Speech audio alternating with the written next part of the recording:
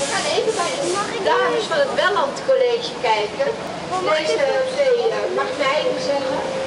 Die doen een opleiding bloemsierkunst in Aalsmeer.